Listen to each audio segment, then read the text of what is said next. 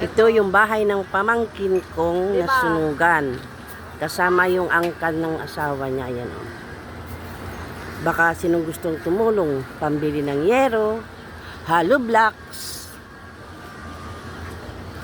bakal, semento.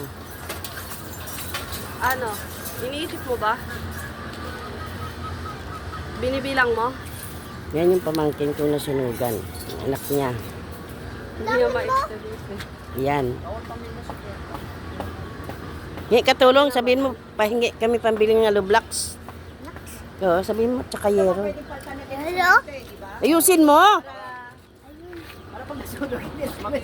Baka tulungan nyo kami, kamo, dali. Mas matibay pag semento, tsaka mas mahal pa nga po. Init-init niya. Pambili ng, tsaka, Ilang kuwan ba?